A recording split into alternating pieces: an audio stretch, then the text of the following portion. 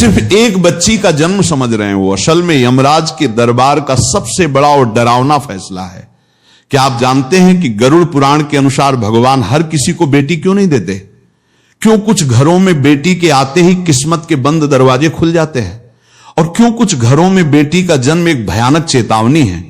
आज आत्महस्य के इस मंच पर हम गरुड़ पुराण के उन पन्नों को खोलेंगे जो आपके रोंगटे खड़े कर देंगे। मृत्यु के बाद का सन्नाटा और यमलोक की वो अनंत गहराइयां जहां समय रुक जाता है और केवल कर्मों की गूंज सुनाई देती है। पक्षीराज गरुड़ जो भगवान विष्णु के वाहन हैं, एक बार बड़े ही व्याकुल होकर यमलोक की ओर देख रहे थे। उनके मन में एक ऐसा प्रश्न दौड़ रहा था जो आज के युग में हर मनुष्य के मन में कभी न कभी आता है। उन्होंने देखा कि यमराज के दरबार में आत्माओं का तांता लगा है। चित्रगुप्त के बहाते खुल रहे हैं और हर आत्मा को उसके अगले सफर पर भेजा जा रहा है। गरुड़ जी ने यमराज से बड़े ही विनीत स्वर में पूछा, हे धर्मराज, आप मृत्यु के पश्चात आत्माओं को दंड देते हैं, उन्हें स्वर्ग या नरक भेजते हैं, ये तो मैं जानता हूं, लेकिन मुझे एक बात समझ नहीं आती।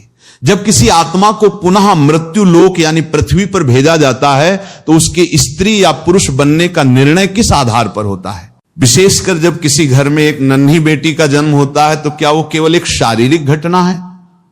क्या यह सिर्फ प्रकृति का नियम है कि किसी के यहां बेटा होगा और किसी के यहां बेटी, या इसके पीछे कोई ऐसा गहरा रहस्य छिपा है जिसे संसार नहीं देख पा रहा? यमराज ने अपनी गहरी और गंभीर दृष्टि गरुड़ पर डाली।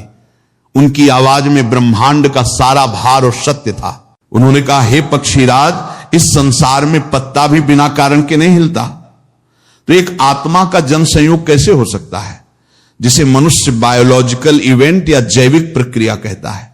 वो असल में ब्रह्मांड का सबसे बड़ा जजमेंट यानी फैसला है।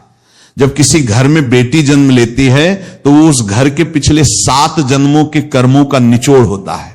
गरुड़ पुराण के धर्मकांड में स्पष्ट वर्णन मिलता है कि आत्मा को वहां नहीं भेजा जाता जहां जगह खाली हो। आत्मा को वहां भेजा जाता है जहां उसका उद्देश्य पूरा हो सके। यमराज ने गरुड़ को समझाते हुए एक श्लोक कहा, यथा यद पूरा कर्म कृतम शुभम तदेव लभते सर्वत्र कार विचारणा।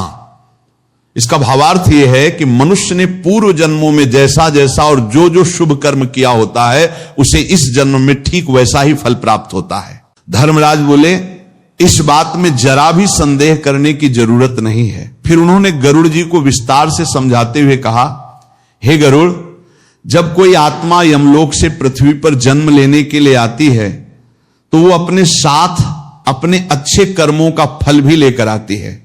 इसलिए ये बात हमेशा याद रखना कि भगवान हर किसी के घर बेटी का जन्म नहीं देते। ये सुनकर गरुड़ जी आश्चर्य में पड़ गए और उन्होंने ध्यान से धर्मराज की बात सुननी शुरू की। तब धर्मराज बोले, बेटी उसी घर में जन्म लेती है जहां परिवार के अच्छे कर्मों का प्रभाव होता है। जब सृष्टि का नियम यह देखता है कि किसी व्यक्ति ने अपने जीवन में बिना किसी स्वार्थ के दूसरों की मदद की है, किसी का मन नहीं दुखाया और उसके हृदय में दया, प्रेम और करुणा का भाव आज भी जीवित है, तब ऐसे घर को बेटी के जन्म का सौभाग्य प्राप्त होता है। तब वे उसे पुरस्कार स्वरूप एक पुत्री रत्न प्रदान करते हैं। बेटी का आना इस बात का प्रमाण है कि भगवान ने उस परिवार को, उस दिव्य ऊर्जा को संभालने के योग्य समझा है। लेकिन यह सफर इतना सीधा नहीं है। यमलोक में जब किसी आत्मा का चुनाव एक पुत्री के रूप में जन्म लेने के लिए किया जाता है तो उस आत्मा की पवित्रता की जांच होती है। यमराज ने बताया कि एक बेटी का जन्म केवल एक बच्ची का आना नहीं है, बल्कि वो उस घर के भाग्य को बदलने का एक डिवाइन इंटरवेंशन है। इसे एक उदाहरण से समझिए, जरा कल्पना कीजिए, एक ऐसे घर की जहां अशांति का वास है, जहां दरिद्रता ने डेरा डाल रखा है, अचानक वहां एक बेटी जन्म लेती है। लोग कहते हैं कि बच्ची के पैर शुभ हैं, पर हकीकत में गरुड़ पुराण कहता है कि वो आत्मा अपने साथ अपने पुण्यों का एक बहुत बड़ा हिस्सा लेकर आती है। वो पिता के उन कष्टों को काटने के लिए आती है जो उसे अपने कर्मों के कारण भोगने थे। वो एक ढाल बनकर उस घर की दहलीज पर खड़ी हो जाती है। यही वो क्षण है जहां हमें उस कठोर सत्य का सामना करना पड़ता है। समाज में अक्सर लोग बेटों की कामना करते हैं, लेकिन यमराज के अनुसार कई बार बेटे सिर्फ कर्ज चुकाने या वसूलने आते हैं। यदि आपने पिछले जन्म में किसी का धन छीना है या किसी को प्रताड़ित किया है, तो वो आत्मा आपके घर बेटा बनकर जन्म ले सकती है, ताकि वो आपकी संपत्ति का उपभोग कर सके और आपको कष्ट दे सके। लेकिन बेटी वो आत्मा है जिसे आपसे कुछ नहीं चाहिए, वो तो अपना सर्वस्व लेके उस घर को सिंचने आती है। अब कहानी के उस मोड़ पर चलते हैं जहां यह सत्य एक जीवंत रूप लेता है। कलिंग देश के एक छोटे से गांव में विक्रम नाम का एक व्यक्ति रहता था। विक्रम स्वभाव से अत्यंत कठोर, क्रोधी और अहंकारी था। वो धन का लोभी था और मानता था कि संसार में केवल शक्ति और पुरुषार्थ ही श्रेष्ठ हैं। उसके मन में स्त्रियों के प्रति कोई विशेष सम्मान नहीं था। वो हमेशा कहता था कि मुझे केवल पुत्र चाहिए जो मेरा नाम आगे बढ़ाए और मेरी संपत्ति का विस्तार करे। उसकी पत्नी सुलक्षणा एक धर्मपरायण स्त्री थी जो सदैव गरुड़ पुराण का पाठ करती और भगवान से क्षमा मांगती। विक्रम की क्रूरता ऐसी थी कि उसके घर के नौकर और यहां तक कि उसके पड़ोसी भी उससे बात करने से कतराते थे। वो छोटी छोटी बातों पर आग बबूला हो जाता और अपने घर के मंदिर की मूर्तियों तक को अपमानित कर देता था।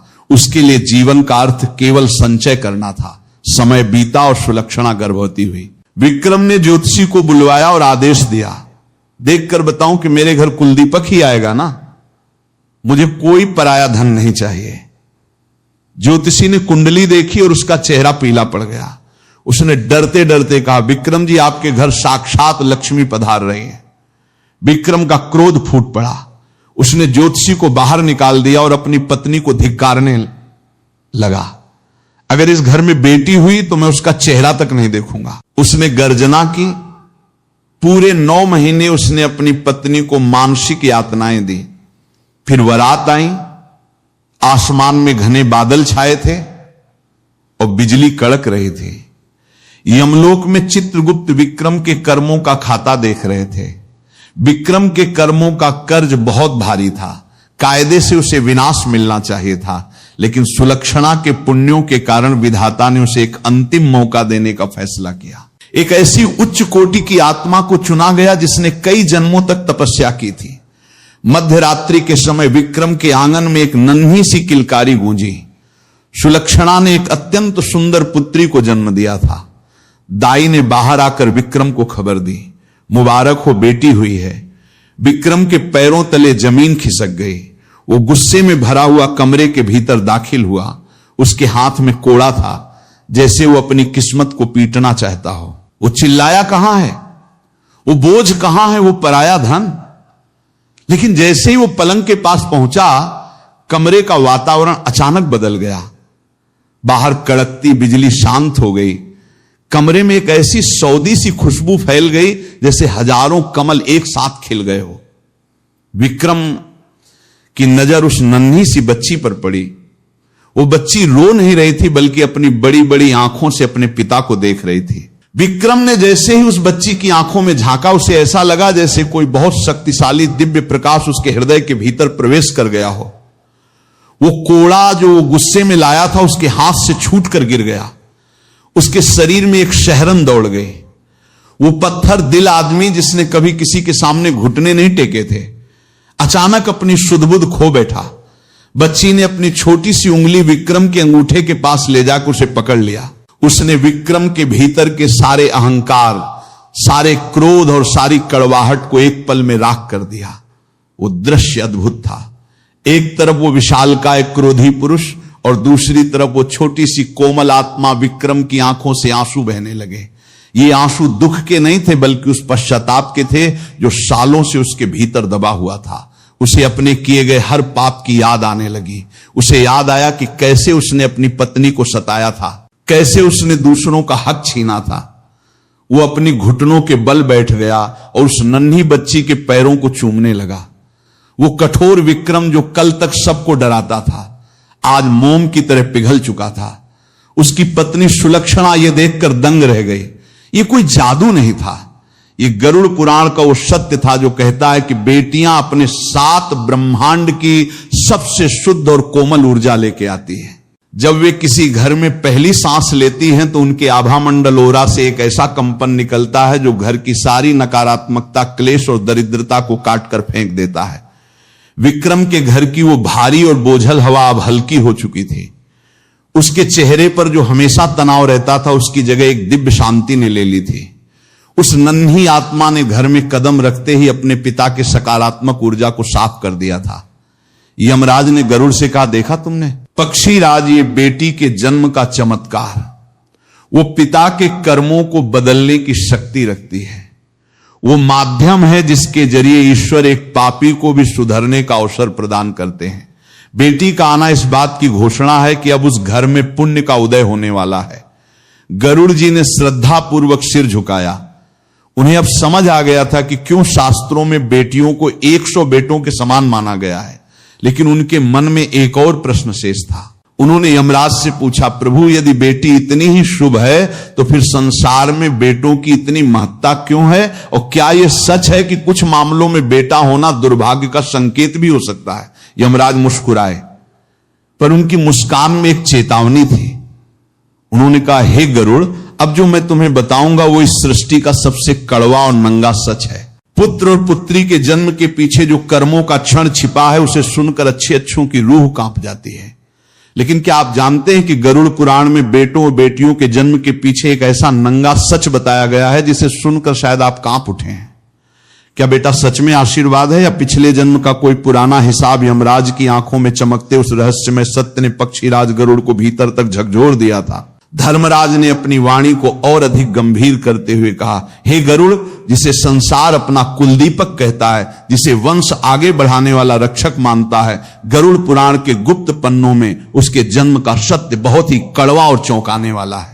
अधिकतर मामलों में जिसे तुम पुत्र कहते हो वो कोई आशीर्वाद नहीं बल्कि एक लेनदार होता है। वो उस पिता के पास अपने पिछले जन्मों का कर्ज वसूलने आता है। यमराज के इन शब्दों ने गरुड़ जी को स्तब्ध कर दिया। उन्होंने विस्मित होकर पूछा, हे प्रभु, ये आप क्या कह रहे हैं? संसार तो पुत्र प्राप्ति के लिए कठोर तपस्या और व्रत करता है, क्या पुत्र केवल कर्ज वसूलने ही आता है? यमराज ने चित्रगुप्त की ओर संकेत किया और बोले, पक्षीराज कर्मों का गणित बहुत सूक्ष्म है। जब कोई मनुष्य अपने पिछले जन्म में किसी का धन छल से हड़प लेता है, किसी का हक मारता है या किसी को संपत्ति के लिए अत्यधिक कष्ट देता है, तो पीड़ित आत्मा यमलोक में न्याय की गुहार लगाती है। तब विधि का विधान उस आत्मा को उसी व्यक्ति के घर पुत्र के रूप में भेज देता है। वो पुत्र जन्म से ही रुग्ण हो सकता है, ताकि पिता का धन औषधियों में व्यय हो, या वो कुपुत्र बनकर पिता की संचित संपत्ति को जुए, व्यसन और फिजूल खर्ची में उड़ा दे। वो तब तक उस पिता के साथ रहता है जब तक कि उसके पिछले जन्म का पाई का हिसाब नहीं हो जाता। जैसे ही कर्ज समाप्त होता है, वो पुत्र या तो विदा हो जाता है या पिता को असहाय छोड़ देता है। पुत्र अक्सर पिता के पुण्यों का उपभोग करने आते हैं। गरुड़ जी ने गहरी सांस ली और पूछा, तो क्या पुत्री के जन्म का सिद्धांत इसके बिल्कुल विपरीत है?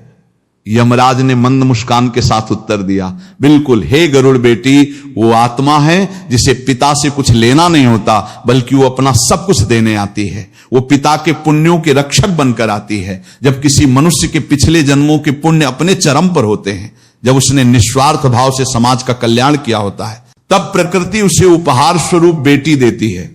शास्त्रों में इसके लिए एक विशेष श्लोक का वर्णन आता है जो कर्म और फल के इस अद्भुत संबंध को दर्शाता है। पुण्यवंतो ही जायन्ते कन्या पुत्रा तथ विशिष्टते तत्स कन्या या कुल द्वैतणी। इसका गहरा भावार्थ यह है कि पुत्र और पुत्री दोनों ही पुण्यों के फल स्वरूप प्राप्त होते हैं, परंतु पुत्री का स्थान कहीं अधिक विशिष्ट और ऊंचा है। वो केवल एक कुल का नहीं बल्कि अपने पिता के कुल और अपने पति के कुल दोनों का उद्धार करने वाली कुलद्वैत तारिणी होती है। वो अपने पुण्यों से 2 वंशों के पापों का शमन करती है। यमराज ने आगे विस्तार से समझाते हुए कहा, पक्षीराज, गौर से देखो उस पिता को जिसके घर में बेटी चहक रही है। उसने पिछले जन्म में निश्चित रूप से भूखों को अन्नदान किया होगा। उसने किसी असहाय की आंखों के आंसू पोंछे होंगे। गरुड़ पुराण कहता है कि जिसने कन्यादान जैसा महान पुण्य संचित किया हो, उसे ही ईश्वर पुनः पुत्री का पिता बनने का सौभाग्य देते हैं। यह एक साइकिल यानी चक्र है जो कोमल हृदय होता है। वही कोमल आत्मा को धारण करने का पात्र बनता है। बेटी उस पिता के लिए ब्रह्मांड का वो सर्टिफिकेट है जो ये प्रमाणित करता है कि ये मनुष्य प्रेम और करुणा को समझने के योग्य हो गया है। गरुड़ जी ने बीच में टोकते हुए पूछा, परंतु प्रभु, हमने देखा है कि बेटी के आते ही कई घरों की स्थिति अचानक बदलने लगती है। जो व्यापार ठप पड़ा था वो चलने लगता है, जो बीमारियां घर से नहीं जा रही थी वे समाप्त होने लगती है। क्या ये केवल संयोग है?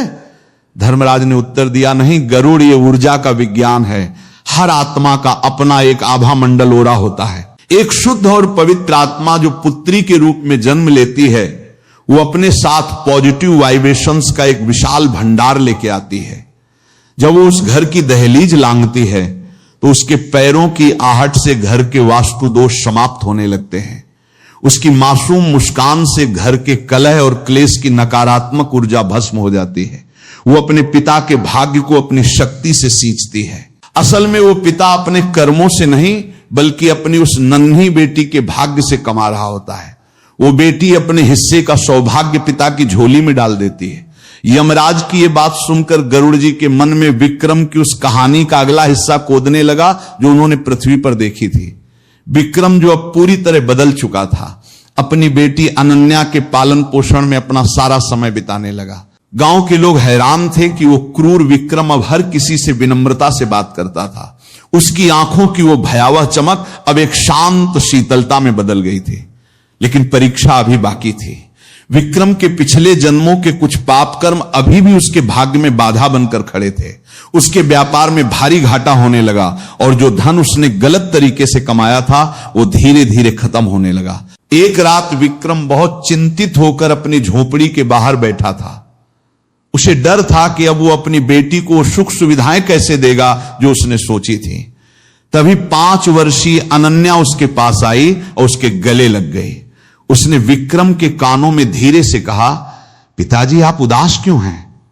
मां कहती है कि जिसके पास प्यार होता है वो सबसे अमीर होता है। अनन्या की उन छोटी सी बातों में गरुड़ पुराण का वो तत्व ज्ञान छिपा था जिसे बड़े बड़े विद्वान नहीं समझ पाते। उसी रात विक्रम को एक स्वप्न आया जिसमें उसने देखा कि एक काली छाया उसके घर से बाहर निकल रही है और एक सुनहरी रोशनी अनन्या के सिर के पीछे चमक रही है। वो काली छाया उसके उन संचित पापों का प्रतीक थी जो अब अनन्या की पवित्रता के कारण उस घर को छोड़ने पर मजबूर थे। अगले ही दिन विक्रम को जंगल में एक पुरानी गुफा के पास वो धन प्राप्त हुआ जो उसके पूर्वजों का था और जिसे वो सालों से ढूंढ रहा था। लेकिन इस बार विक्रम ने उस धन को केवल अपने लिए नहीं रखा। अनन्या के कहने पर उसने उस धन से गांव में एक पाठशाला और एक चिकित्सालय बनवाया। जैसे जैसे अनन्या बड़ी हो रही थी, विक्रम का ऐश्वर्य नहीं बल्कि उसका सम्मान बढ़ रहा था। यमराज ने इस दृश्य को देखते हुए गरुड़ से कहा, देखा तुमने, यदि विक्रम के घर पुत्र होता तो शायद वो उस संकट की घड़ी में पिता की संपत्ति के लिए उससे लड़ता या उसे छोड़ देता। लेकिन बेटी ने क्या किया? उसने अपनी ऊर्जा से पिता के मानसिक क्लेश को मिटाया और उसे सही मार्ग दिखाया। यही है पुण्यों का हस्तांतरण, ट्रांसफर ऑफ मेरिट्स। गरुड़ जी अब उस परम सत्य को महसूस कर पा रहे थे। उन्होंने कहा, प्रभु इसका अर्थ यह हुआ कि संसार जिसे बेटी का बोझ समझता है वो असल में पुण्यों की ढाल है। लोग कहते हैं कि बेटी की शादी में बहुत खर्च होता है, दहेज देना पड़ता है, वो एक आर्थिक बोझ है। क्या गरुड़ पुराण इस पर कुछ कहता है? यमराज की आवाज में अब थोड़ी कठोरता आई। उन्होंने कहा, हे पक्षीराज, यही तो मनुष्यों की सबसे बड़ी अज्ञानता है। वे जिसे खर्च कहते हैं वो असल में उनका निवेश जो पिता अपनी बेटी की शिक्षा और उसके सपनों पर खर्च करता है, वो असल में अपने भविष्य के स्वर्ग की सीढ़ियां बना रहा होता है।